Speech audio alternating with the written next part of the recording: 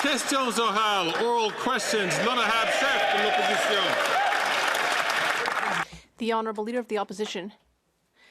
Mr. Speaker, the Conservatives would have liked to work hard in Parliament today to do something about real estate inflation that has doubled costs over 9 years of this Liberal government, or food inflation, which is 36% higher than in the United States. But unfortunately, instead, Parliament is paralyzed due to this Prime Minister. He paralyzed this House by blocking the documents that we ordered to be sent to the RCMP about a $400 million scandal. What exactly is this Prime Minister hiding? The Honourable Government House Leader. Thank you, Mr. Speaker. What the Leader of the Opposition said is completely false. Let me read what the RCMP said about this motion. They said there is a significant risk that this motion may be seen as a way of sidestepping normal inquiry processes and protecting the Charter. We are ready to send this to committee and return to the important business of this House. Thank you. The Honourable Leader of the Opposition. Mr. Speaker, this is a $400 million scandal, 8 times more than the sponsorship scandal in financial terms. The AG has found that there were 186 conflicts of interest. The leader of the Green Slush Fund has already been found guilty of violating the law. When someone steals from you, do you call the cops or do you simply send the matter to a committee?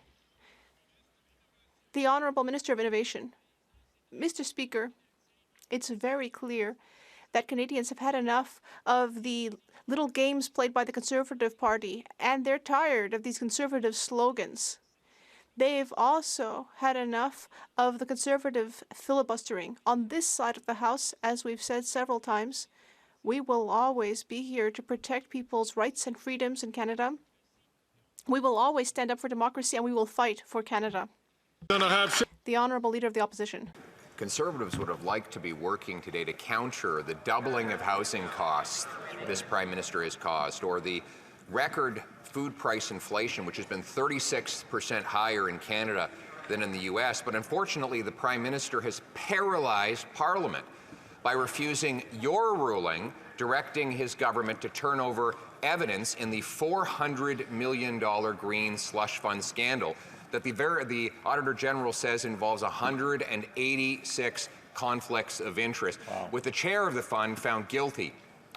What has he got to hide? The Honourable Leader of the Government in the House of Commons.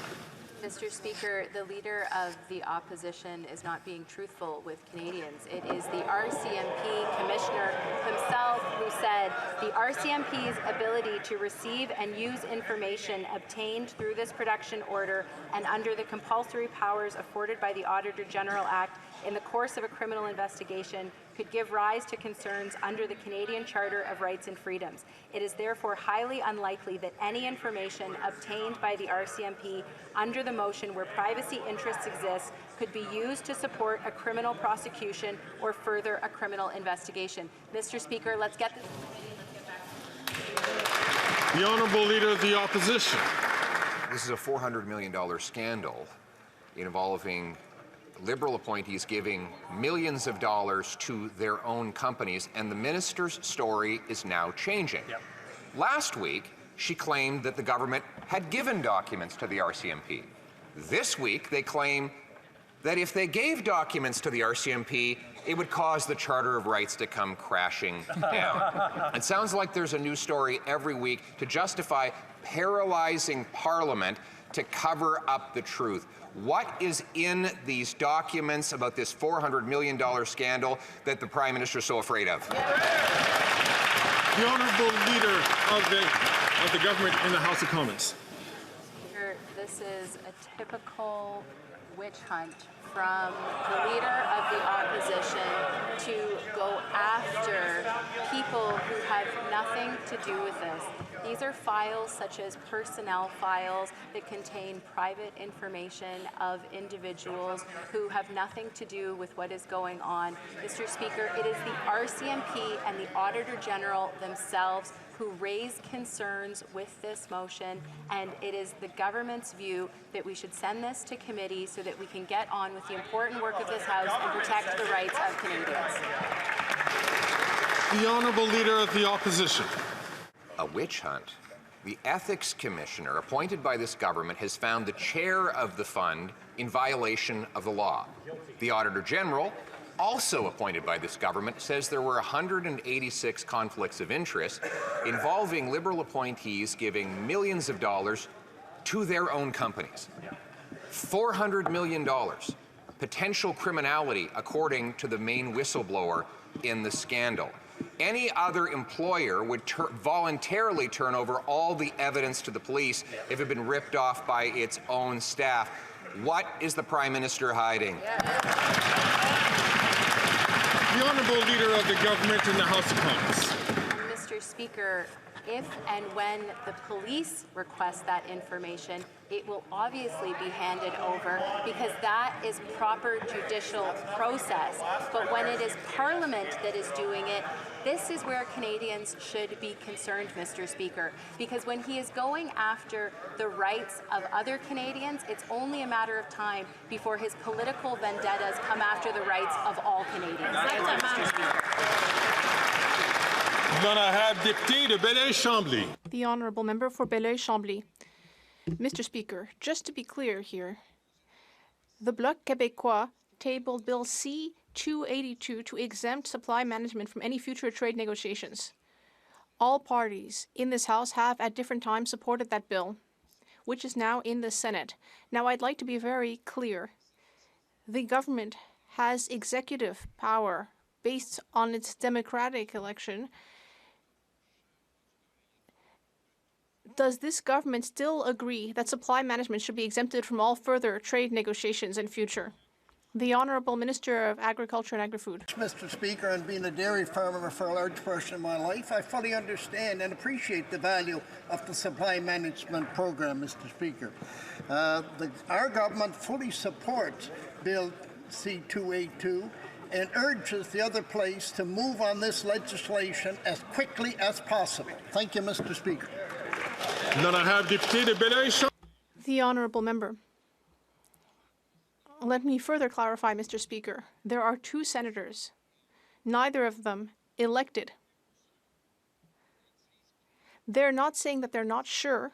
They're saying very clearly that supply management should be up for grabs in future trade negotiations. It should not be excluded from them.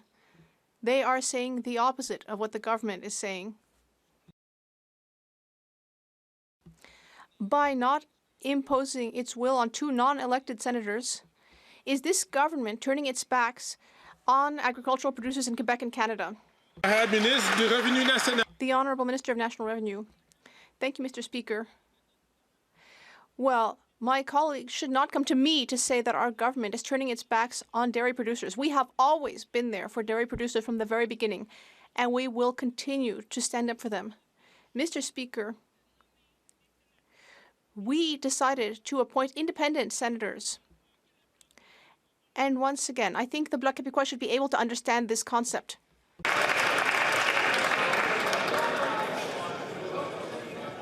The Honourable Member from Burnaby South. You won't believe this. Corporate landlords are using AI technology to rip off renters. They're jacking up rent. Now, the United States is taking legal action against this, but the Liberals are letting it happen here in Canada. Now, I know the Conservatives don't care because their chief advisor is also a chief lobbyist for corporate landlords. But what's the Liberals' excuse? The Honourable Minister for Housing, Infrastructure and Communities. Mr. Speaker, I thank my honourable colleague for his question and his concern for the rising cost of rent, which I completely agree is a very serious issue. Where we differ is we're not satisfied with just launching complaints on the floor of the House of Commons. We want to advance policies that actually put solutions on the table that make a meaningful difference for families. That's why we're putting measures in place to help build more homes, like cutting taxes on apartment construction. It's why we're increasing investments to build more affordable housing, and it's why we put a Renters' Bill of Rights on the table to help protect renters in precarious situations. I only wish the NDP would care enough to join us in trying to do something about the problem. Then I have Deputy de Burnaby. The Honourable Member of Burnaby South. Excuses are way cheaper than rent. Shamattawa First Nation has had undrinkable water since 2018. And this Liberal government is fighting them in court, arguing that they do not have a legal responsibility to clean the water. They're also arguing that when a minister says something, that's just politics. That's not something you have to believe that they're actually going to do. Will the Liberals call off the lawyers and clean up the water? The Honourable Minister for Indigenous Services. Well, Mr. Speaker, that's exactly what we've been doing over the last 9 years, cleaning up the mess that the Conservatives left behind with over $8 billion in investments in clean water operation plants across the country, Mr. Speaker. And we have legislation, incidentally, tied up in committee. Hopefully it will get to this House shortly. I will be testifying tomorrow about the legislation. There are hundreds of chiefs that have called on the NDP and the Conservatives to get this legislation moving through the House, so we never go back to that time again.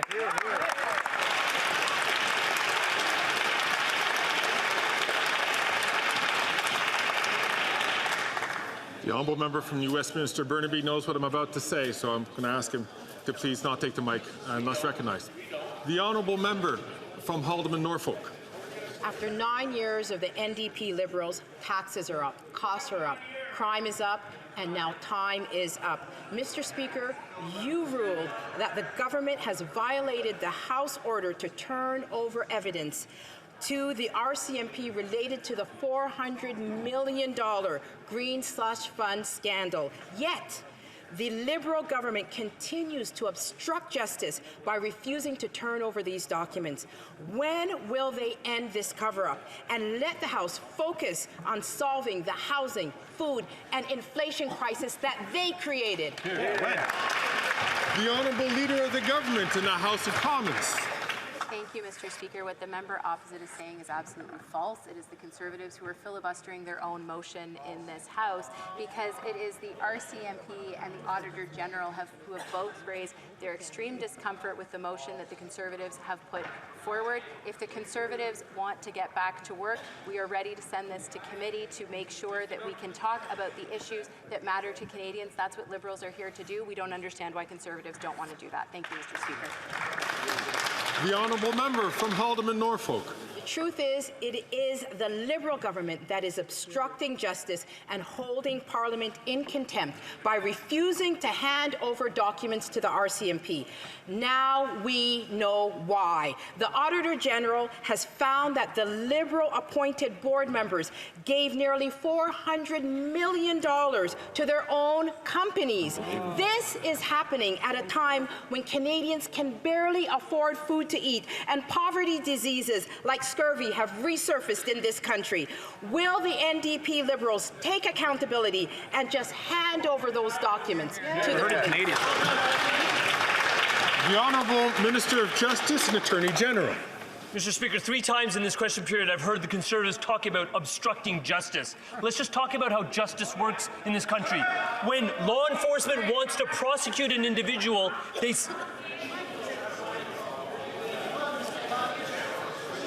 Colleagues,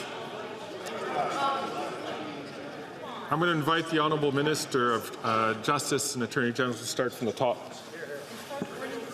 Mr. Speaker, 3 times in this question period so far, I've heard Conservatives talk about obstructing justice. Let's talk about how justice actually operates in a democracy.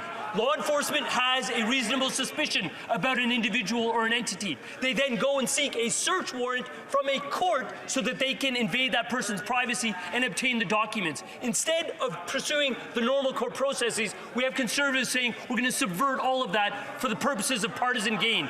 This is what we do in a democracy. We stand up for judicial processes and we stand up for the Charter of Rights. We will always do that on this side of the House. I'm not able to hear all comments, but I did hear the comments from the member from Glengarry Prescott Russell asked not to take the microphone until he's recognized by the Speaker. The honourable member from Dufferin-Caledon. Taxes are up, costs are up, crime is up, time is up, and corruption is off the charts.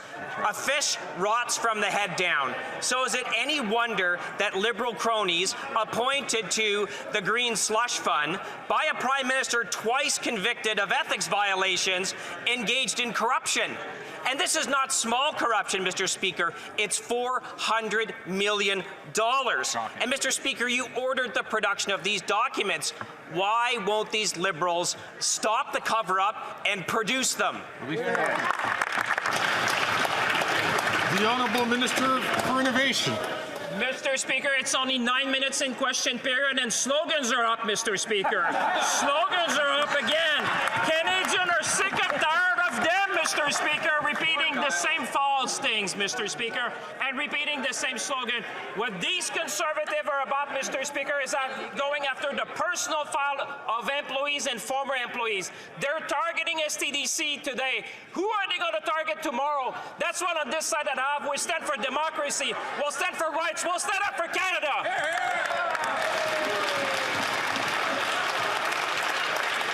The honourable member from Dufferin-Caledon. It's pretty simple who we're targeting, Mr. Speaker. We're targeting corruption, corruption that they enabled, corruption that they're hiding, and corruption that they refuse to produce the documents for. Mr. Speaker, these are documents that you ordered the production of. So Canadians should ask themselves, why aren't they producing them? They're not producing them because they are so damaging. They are so bad. They will destroy this government, and therefore they've used up 7 days of House of Commons time to hide their corruption. Stop the corruption. Produce the documents.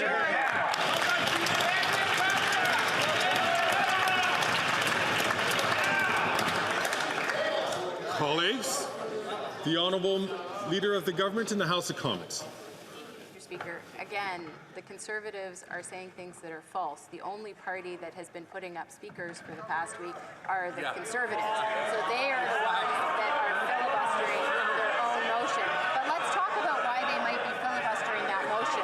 Rob Walsh, the former law clerk, said, in my humble opinion, it is an abuse of its powers for the House to use its power to demand a Chers colleagues, it is so important for us to allow one speaker to speak at a time because we have a very large place here with many members. It's difficult for those who require the use of their earphones to be able to hear the interpretation.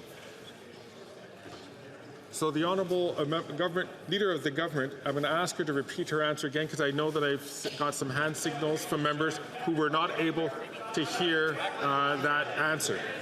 The Honourable Leader of the Government in the House of Commons. Thank you, Mr. Speaker. And I notice the volume gets up when they don't want to hear the truth. So let's go back to that. The only members of Parliament who have been debating this motion are Conservative members of Parliament. They are filibustering their own motion. And let me tell you why, Mr. Speaker. It might have something to do with Rob Walsh, the former law clerk, who stated, it is an abuse of its powers for the House to use its power to demand and get documents from the government in order to transfer them to a third party that wouldn't otherwise receive them, or to compel the government to give documents to the third party. They want to get around the Charter of Rights and Freedoms. They're going after Canadians. Who's next?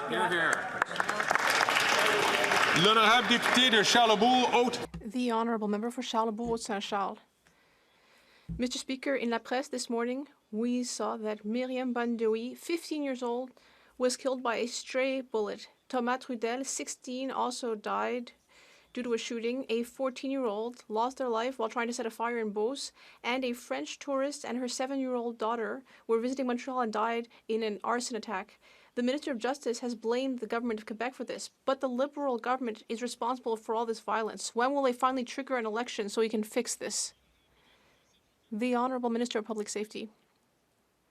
Mr. Speaker, my colleague knows very well that we are working with the provinces in order to do something about exactly this type of violence. We are constantly speaking with police forces, with provincial public safety ministers, and we will continue to provide the necessary resources to our police forces. Something that the Conservatives did not do. They cut funding to the CPSA and RCMP. The Honourable Member. Well, this morning, Montreal's Chief of Police said in an interview that in order to do something about crime in Montreal, he needs the right laws and regulations in place. But for 9 years, the Liberal government has only been bringing in legislation that actually weakened our ability to address crime. Today, criminals are just running around in the streets unafraid of police forces or the justice system. Will this Prime Minister bring the legislation back to how it was under the Conservatives, Mr. Speaker? The Honourable Minister of Justice and Attorney General. On this side of the House, we have invested in our borders. We have invested in our police forces. And we have invested in increasing penalties for things like auto crime. We know that if there are issues that have to do with provincial jurisdiction, we need to ask questions to governments like the Legault government. We need to ask them about how the staffing levels are at their detention centers. We need to ask them about the details of their police services. It's this type of thing that we need to fix the problem. The Honourable Member for Belleuil-Chambly. Mr. Speaker, the Minister said to me that I should not in any way say that she's turning her back on producers, but I think this government is turning its back on producers. They don't seem to care about these 6,000 businesses in Quebec or 100,000 jobs. They don't seem to care at all. Time is up. And all they're actually doing is providing us with excellent arguments for Quebec independence.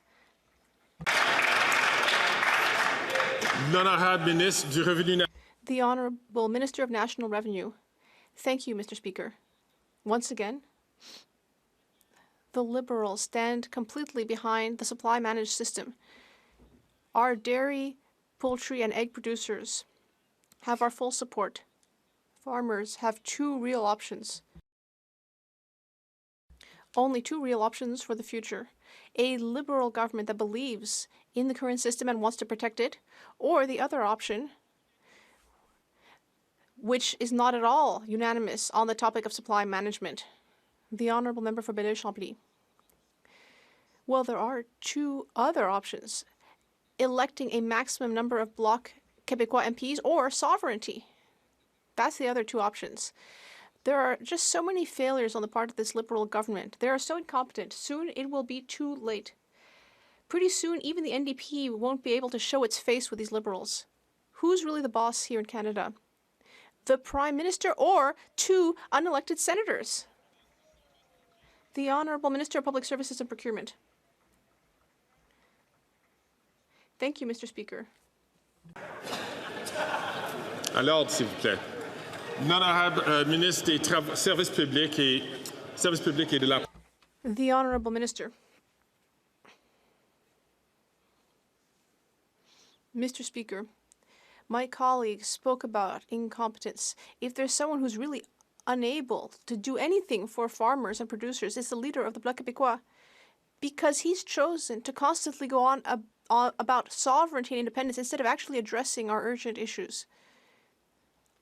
This bill on supply management, the only reason it exists is that there was a Liberal government in power at the time, and that Liberal government is still in power. If it were a Conservative or a Bloc government, we wouldn't have that legislation. The Honourable Member from Mission Mashpee, Fraser Canyon.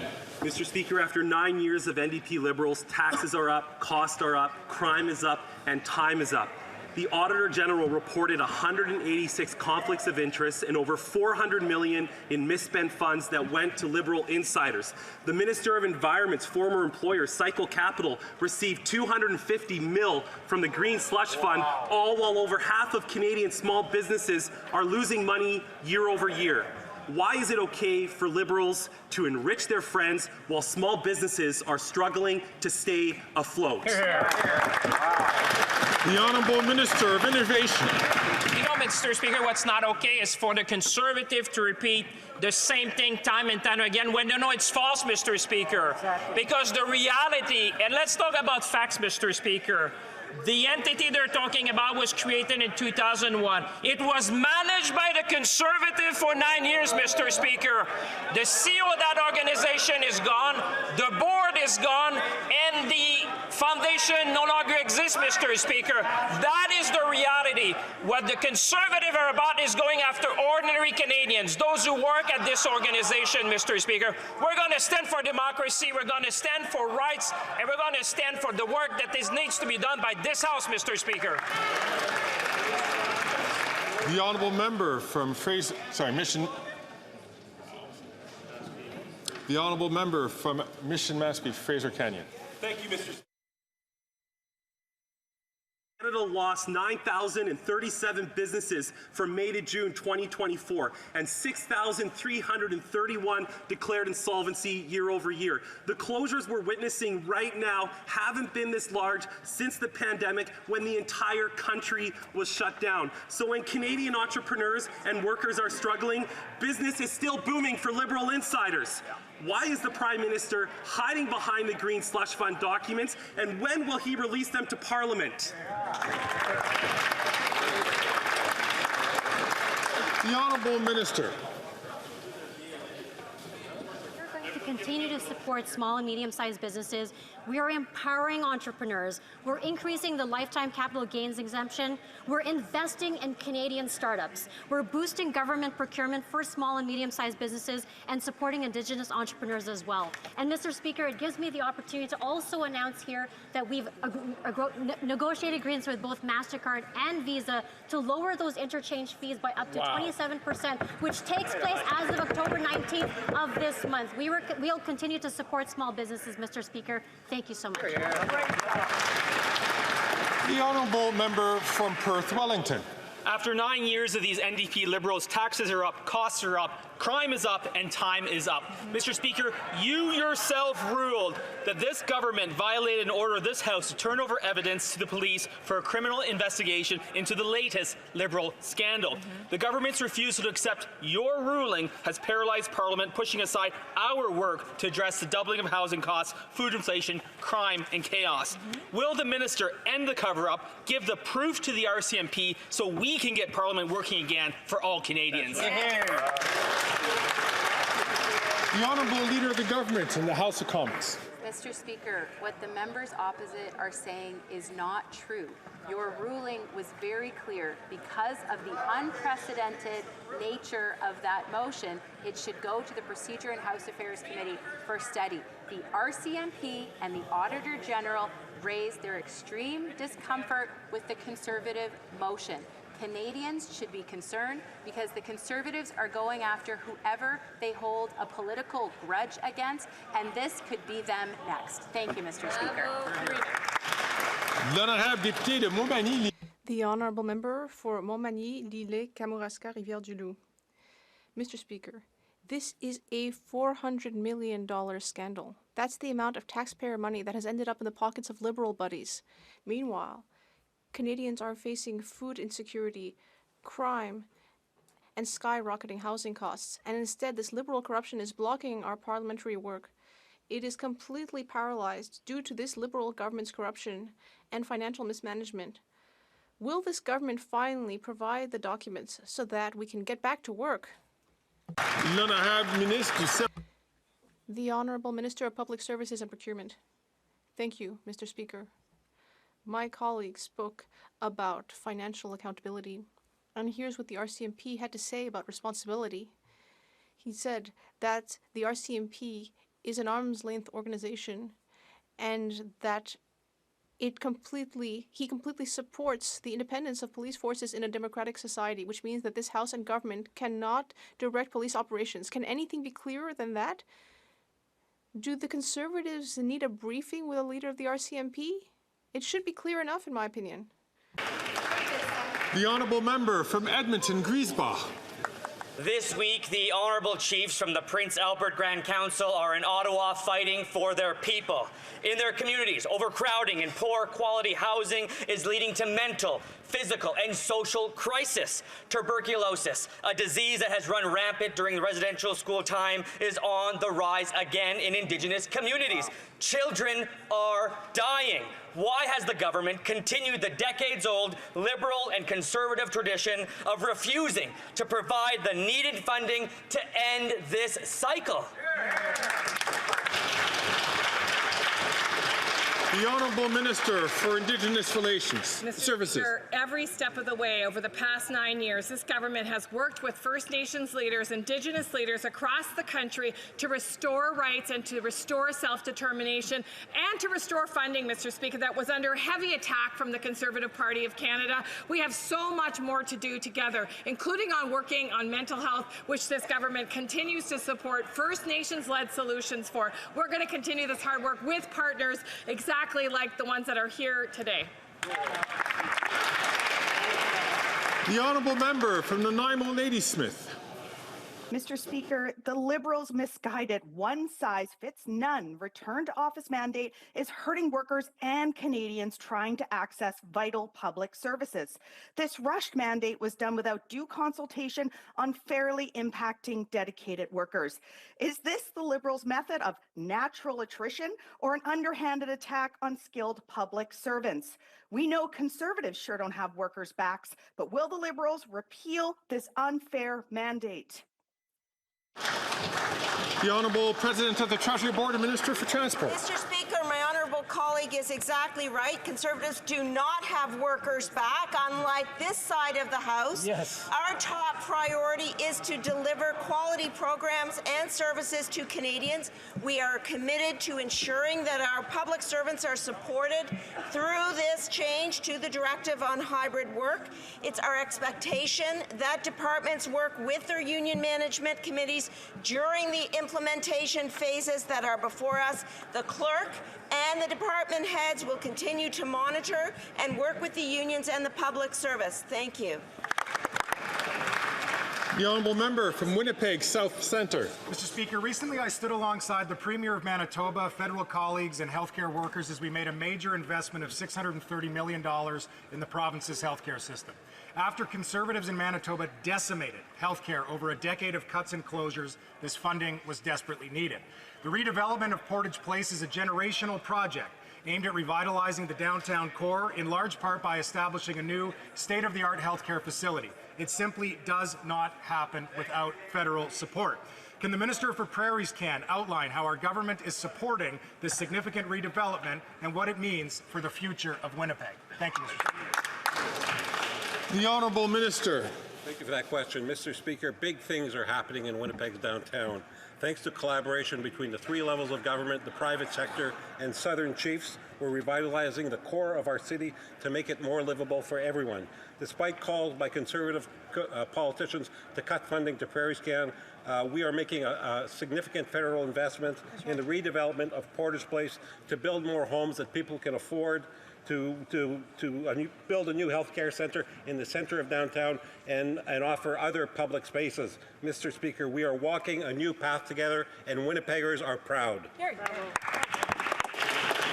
The honourable member from Carlton Trail, Eagle Creek.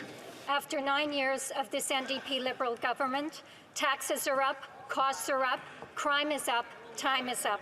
The corruption of this Liberal government knows no bounds. The Liberal Minister of Employment has continuously misled Parliament about his alter ego, the other Randy. Texts from his business partner reference a Randy, and we now know there was no other Randy involved in the fraudulent medical supply company while he was a sitting member of Cabinet. When will the Minister come clean with Canadians, end this charade, and resign? The Honourable Leader of the Government in the House of Commons. Thank you, Mr. Speaker. The Ethics Commissioner has looked into this matter 3 times and each time has confirmed he has no concerns. Thank you, Mr. Speaker. Honourable Member for Edmonton West. Mr. Speaker, after 9 long years of this Liberal NDP government, taxes are up, costs are up, corruption is up, and apparently the amount of Randys is up. The Minister of Employment has been accused of violating the law by engaging in improper business dealings with his corrupt, scandal-plagued partner. The minister claimed he wasn't involved in this business, but was later forced to admit that he was. He should admit he is the other Randy and that he violated the law. When will the minister come clean and admit to everyone what we all know? The Honourable Leader of the Government in the House. Mr. Speaker, as I just said, the Ethics Commissioner has looked into this matter 3 times and each time has confirmed he has no concerns. Thank you, Mr. Speaker. The Honourable Member from Calgary-Shepherd. 9 years of this NDP Liberal government, taxes are up, costs are up, crime is up, and time is now up for them. The Liberal minister from Edmonton claimed he had no contact with his business partner during an alleged $500,000 fraud linked to the other Randy. But phone records and text messages now show the complete opposite. It seems the minister made a habit of bending the rules and using his influence to benefit his business partner. The same business partner that you, Speaker, have now found is in contempt of Parliament. So it's really simple. Will the minister admit that the charade is up and then admit that he broke the law and confirm that he is in fact the other Randy? Hear, hear. Hear, hear. The Honourable Leader of the Government in the House of Commons. Thank you, Mr. Speaker. In case my honourable colleague didn't hear my previous answer, as I stated, the Ethics Commissioner has looked into this matter 3 times and each time has confirmed he has no concerns. Thank you, Mr. Speaker. The Honourable Member from Wellington, Halton Hills. Mr. Speaker, Fact 1, PFLP is a listed terrorist entity. Fact 2, Khalid Barakat was a member of PFLP when he founded Sammy Dune in 2012, and his wife Charlotte Cates incorporated Sammy Dune under Canadian law in 2021. Fact 3, under Section 8305 of the Criminal Code, any entity that has knowingly acted on behalf of, at the direction of, or in association with a listed entity can be listed. The facts are clear. The government's position is not. Why hasn't the government listed Sammy Dune as a terrorist entity under the criminal code? The Honourable Minister for Public Security. Speaker, the government's position has in fact been very clear. Decisions around listing terrorist entities are made based on the advice of security and intelligence officials. My colleague, the Parliamentary Secretary, made it clear yesterday. I have instructed the security and intelligence agencies that report to us to do on an expedited basis a review of these matters. And I've said, Mr. Speaker, we hope to come back to Canadians with information very soon. The Honourable Member for Shefford. When we demand an increase in old age security payments for 65 to 74-year-olds, the Minister of Seniors accuses us of saying no to seniors. But he should know that the Bloc Québécois is on team yes. Yes to pensioners, yes to improving their living conditions, yes to no longer having 2 categories of seniors. It's the minister who is on team no. His only achievement since taking office has been to say no to pension increases. That is his only achievement. Saying no. Why doesn't he join Team Yes to Seniors? The Honourable Minister of Labour and Seniors. I would like to reassure my colleague and the entire Bloc Québécois that we know that they're saying yes to seniors. But, Mr. Speaker, they said no a lot too. They've said no to all increases in supports to Quebec and Canadian seniors. 2.4 million seniors are benefiting from the GIS increase. We increased it, but the Bloc Québécois voted against that. The Honourable Member for Shefford. The Bloc Québécois is not alone in saying yes to seniors. 79% of Canadians say yes to increasing old age security for 65 to 74-year-olds. The House of Commons says yes. Seniors say yes. Seniors groups are saying yes, including the FADOC, the AQDR, and the AREC. Imagine, even the AREC from Outaouais, the minister's own region, came out to support us on the Hill. The minister is standing alone. In fact, in his riding alone, he could help 12,000 people. Can he wake up? Today, Verdun. Tomorrow, Gatineau.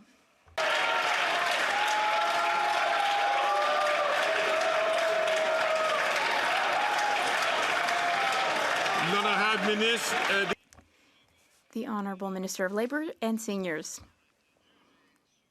Well, I have often visited my colleague's beautiful region. I encourage her to visit Outaouais. The Outaouais is my region, and when she's in the Outaouais, she can explain to the 14,000 people in her riding of Shefford, because those 14,000 in her riding are today benefiting from the Canada Dental Care Plan. And she can explain to them, Mr. Speaker, why she voted against that. I encourage all members, including and especially the member for Lac-Saint-Jean, to not rise before having been recognized by the chair. Oh, I may be mistaken in who I named, and if that is the case, then I do apologize. But the members in that part of the room, please do not take the floor before recognized by the chair. After 9 years, the NDP Liberals, taxes are up, costs are up, crime is up, grocery prices are up, and time is up. A year ago, the Liberals promised to lower food prices by Thanksgiving.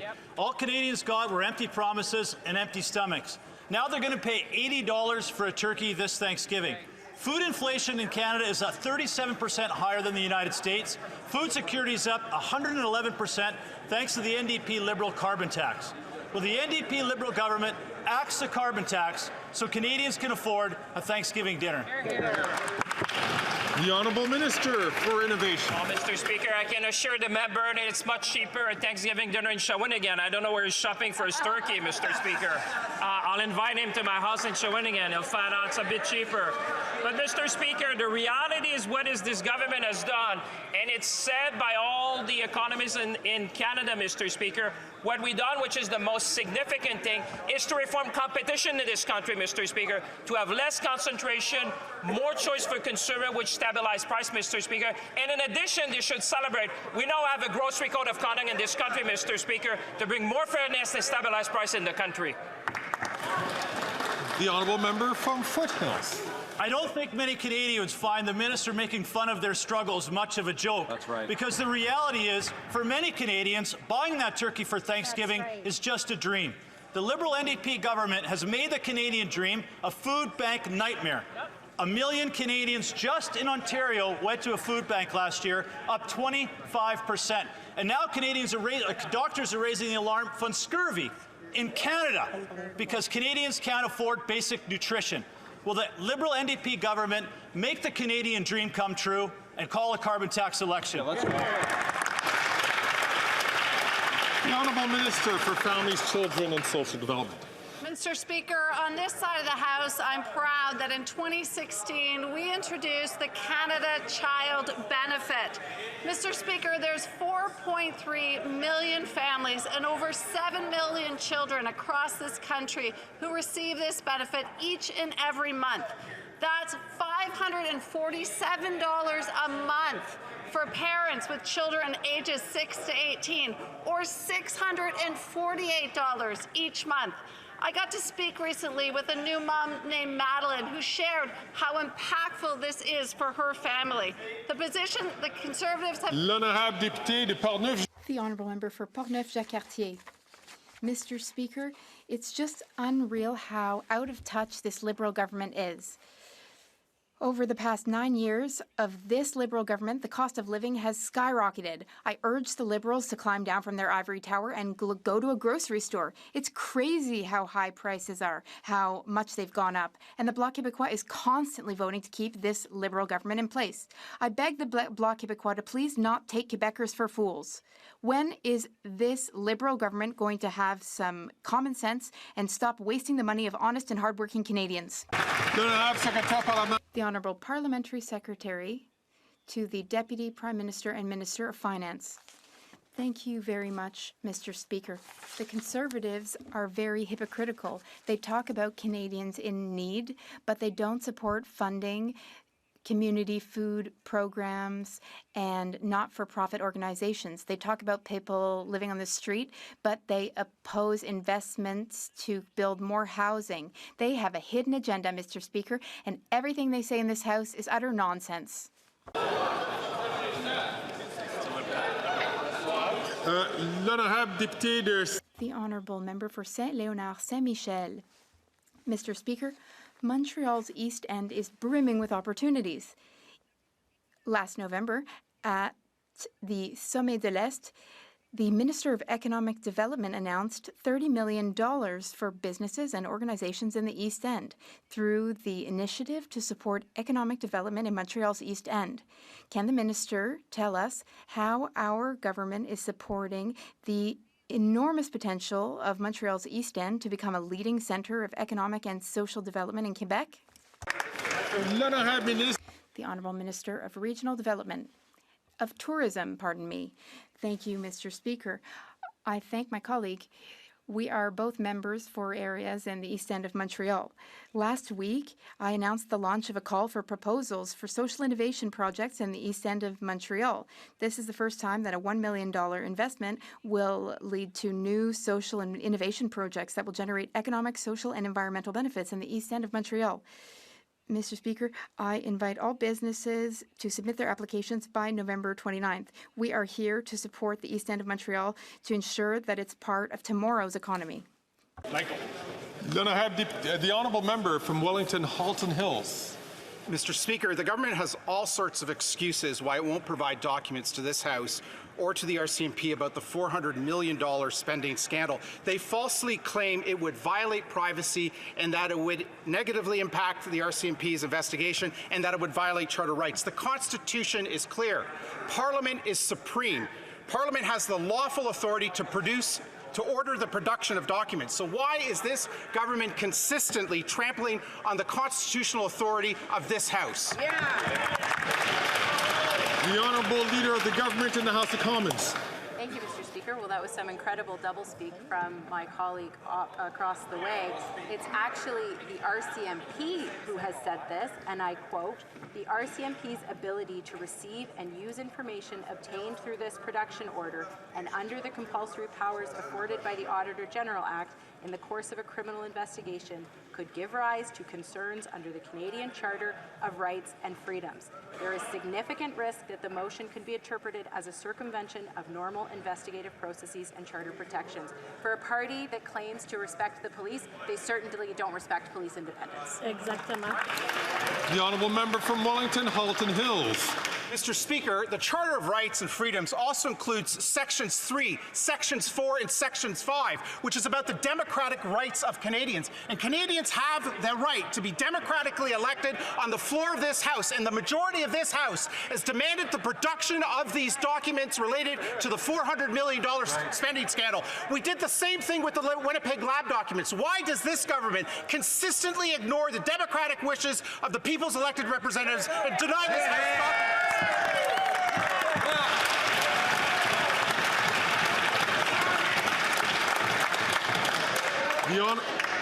The Honourable Minister of Justice and Attorney Speaker, General. I have a lot of respect for that member opposite because he usually stands up for institutions, including this place.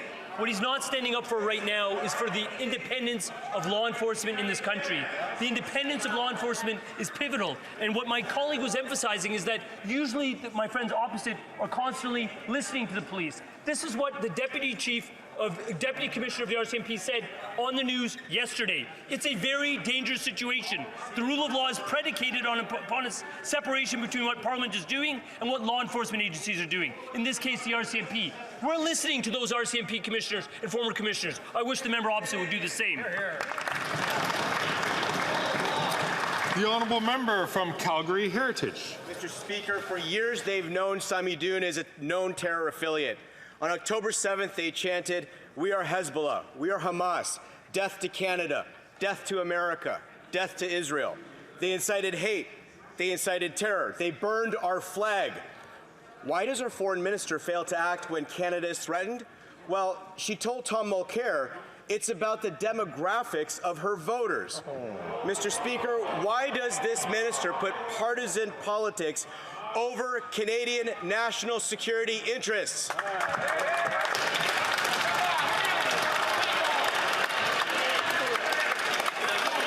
Order. The Honourable Minister for Public Security. Mr. Speaker, our government is deeply concerned about the national security interest of Canadians. That's why we support the law enforcement agencies and the security agencies that do this important work. That's why we rely on their advice to decide when the government, under the Criminal Code of Canada, should list a terrorist entity. Mr. Speaker, good news.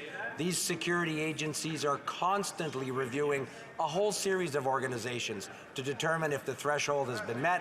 I recently talked to them as late as this morning, and I'm very confident that we'll have some important news very quickly. The Honourable Member for Dorval-Lachine-LaSalle. Mr. Speaker, Canadians work hard all year round to be able to afford to go on holiday and visit their families. They want quality service from airlines. Last week, the Supreme Court ruled in favor of our government's approach to protect Canadian air passengers.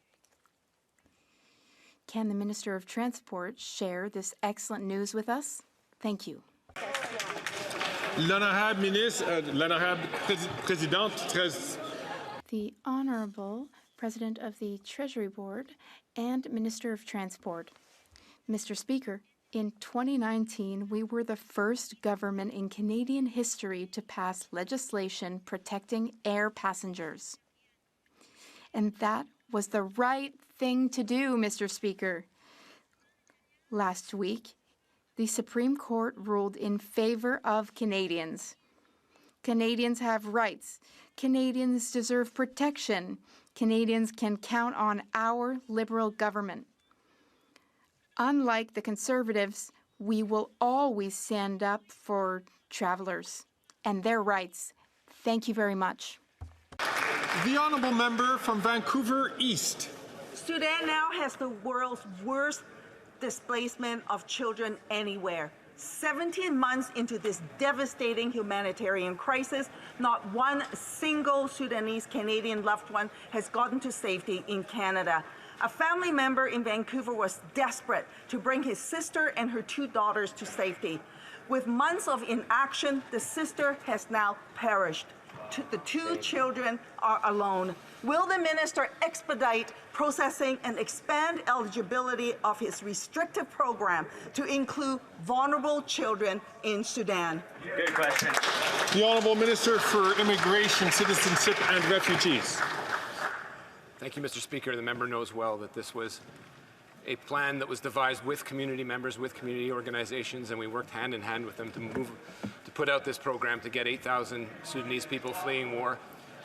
We plan to make sure that these people are here, hopefully by the end of the year, more next year, but I will constantly be working with those community members that I will be meeting with as early as tomorrow to evolve the program if need be. Thank you. Bravo, bravo. The Honourable Member for Richmond-Arthabasca. Mr. Speaker, I've been asking questions in this House for over a year now, and yet there is a ridiculous tax issue that has not been addressed. Here's an example of the absurdity. When someone goes to Tim Hortons and buys 6 donuts, they are exempt from paying taxes. But if they decide to buy 6 sugar-free, healthy bars, they do have to pay taxes. This means that people are paying more for healthy products, which is bad for our local entrepreneurs who face unfair competition from multinationals. Can the Prime Minister tell us whether he intends to ask his Minister of Finance to rectify this ridiculous situation? The Honourable Minister of National Revenue. Thank you, Mr. Speaker. I've discussed the matter many times with my colleague. I understand that he cares deeply about this issue. This would involve some major changes to be made by the Department of Finance and the Department of Health, and we can look into the matter further. Thank you, Mr. Speaker. It being 3:19 p.m. Oh, point of order. The Honourable Member for Portneuf-Jacques-Cartier. Mr. Speaker, earlier, during question period, the member for Outremont used non-parliamentary language. I would like to invite her to take back what she said and to apologize. L'honorable député d'Outremont. The honourable member for Outremont. Mr. Speaker, I think if you look back at the Hansard, you will see that that language has already been used, and I will be happy to give a further answer once you have been able to look into this. From Regina Capella is rising on a point of order. Mr. Speaker, the House Leader said that Liberals weren't participating in the current debate on Liberal corruption. I just